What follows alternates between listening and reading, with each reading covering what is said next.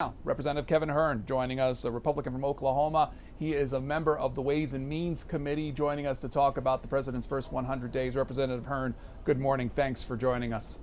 Good morning. Good to be with you. How would you assess the last 100?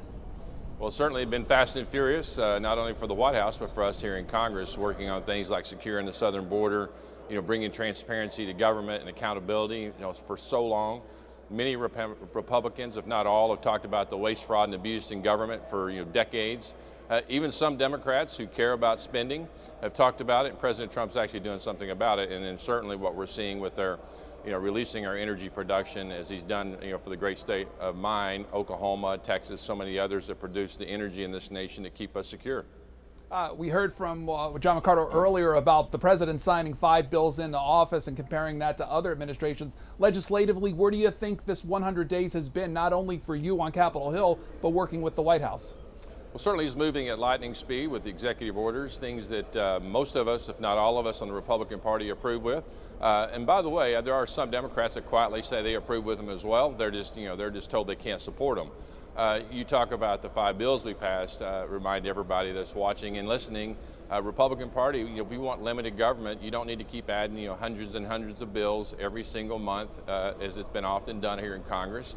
We want to skinny down government, limit government, which is a principle of our American founders.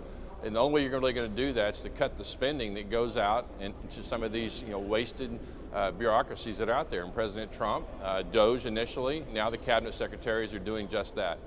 One of the things that Congress has been tasked with is passing this legislative bill of the president. He said the other day he'd like to see that done, at least the tax portions of it, by July the 4th. What do you think about that as a deadline? Well, I'm on Ways and Means. I'm on the tax writing subcommittee. Chairman Jason Smith has done a fantastic job of making sure that we're all informed. It's important for everybody to note that this bill was passed, obviously 2017 Tax Cut and Jobs Act, back almost 8 years ago now. Many of the people that were in Congress are no longer here. So the chairman of Ways and Means, Chairman Smith, is tasked with bringing everybody up to speed, which he's been doing over the past year, knowing that we anticipated being in the majority as early as March of last year. So we've been working with working groups, having policy hours, having policy sequestrations in the Library of Congress so that we could get up to speed for this very moment. We're excited, we're ready to go. We're going to meet the Memorial Day deadline. What do you think are the hurdles then? If you want to meet that deadline, what are the hurdles? Well, I think it would have been much more difficult had we broken up the bill as originally was anticipated. Chairman Smith, the Speaker of the House, and others really put their case forward with the president that we needed to pass one big, beautiful bill, as it's been called so far, because then everybody gets a little bit of everything.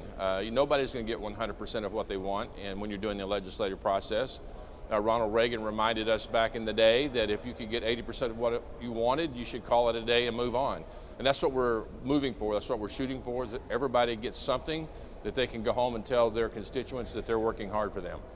It was yesterday, it was reported in a couple outlets that was Representative Don Bacon speaking out about concerns over cuts to Medicaid, saying he would only accept up to $500 billion in cuts.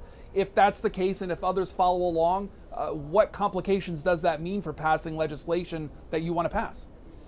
Well, energy and commerce is where the Medicaid waste is being looked at, things to streamline Medicaid. It's not about cutting the benefits to those who deserve them. Just as the president said on the campaign trail all last year, he's kept his promises. He talked about tariff, he kept those. He talked about not touching Social Security, Medicare, or Medicaid benefits.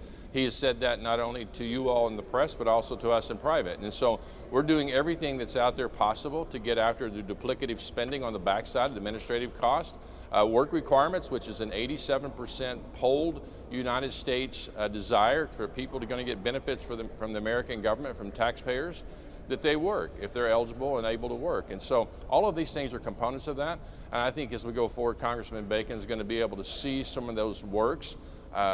He's a great member of Congress in a tough district in Omaha, and so he knows exactly what he's talking about. Representative, a lot of this banks on ultimately what the president does with tariffs. What do you think about the possibility of tariffs complicating matters, especially if inflation occurs, or if a lot of these deals that they say they want to pass don't get passed? I don't think it's going to have impact on the tax policies we're moving forward. The president made campaign promises that got him elected, that helped us get into the majority in the Senate, stay in the majority in the House. We have the so-called trifecta. We're going to work hard over the next 16 months to exercise and execute that agenda. Certainly the things that are before us right now are getting this reconciliation package done by the 4th of July and Independence Day. I would argue that it's another Independence Day for the American people to be separated further from the federal government. What we've seen over the decades and now what we've seen in the last 4 years, it cannot continue for our kids and grandkids with $2 trillion in deficits and $37 trillion in debt. This president wants to do something about it. He's doing something about it. Congress is here to support him. The president has said over the last couple of days, at least in interviews, about this idea of maybe eliminating or highly reducing income taxes because of what can be done on tariff policy. What's the reality of that? Well, we just have to see what the 10% tariff policy around the world does as far as generating income. We have to see the reaction. Certainly around the world, other leaders are going to have reactionary measures, policies they put in place. But I think it's important that many people in Congress, I would say most of the United States, had no idea that other countries around the world have been imposing import tariffs on our products that we're sending them for literally decades. And the president has called that out. They've put up trade barriers, whether it's safety barriers that only apply to a United States produced product like cars, and not put it on their own cars like in Japan. And so the president's addressing each one of these, whether it's in France. I mean, there's so many out there that have come forward. I talk with the Secretary of the Treasury often. Certainly talk with the legislative staff of the president. All of these things are important. They're moving at warp speed. I don't think they thought this many people would come to the table all so quickly. We're seeing what China's happening. The economy in China is eroding very quickly. They're looking at a reduction in their optimism. So that all these things are happening very quickly, and it's only just now been 100 days, and we're starting the first day of the next 100 days. But before we let you go, it was Hakeem Jeffries, the minority leader, in a letter to his fellow Democrats. He said Donald Trump and rubber stamp Republicans in Congress are crashing the economy, driving us towards a recession, and assaulting the American way of life. What do you think of that assessment? Well, so far he's been wrong. The economy hasn't crashed. Yes, there's been a dip in the Wall Street and the stock market, but now we've had 6 days in a row, and the futures look like it's going to be another positive day. And listen, for the American people, I'd much rather follow a Donald Trump who's securing our southern border, who's bringing energy security back to us in the world, who's trying to stop the chaos around the world in wars, as opposed to the Democrats and the leader of the Democrat Party, when they're following Joe Biden, who didn't even know he was in the White House, when he was allowing people to leave Afghanistan, creating 13 Gold Star families because they have crazy pullout, allowing the Russian-Ukrainian war to start, all the chaos with Iran, the Houthis, the Hezbollah, and Hamas. I would much rather for the American people to follow Donald Trump than Joe Biden. Representative Kevin Hern, Republican of Oklahoma, member of the Ways and Means Committee, one of several guests joining us throughout the course of the morning to talk about the first 100 days. Representative Hern, thank you for your time. Thanks, Pedro.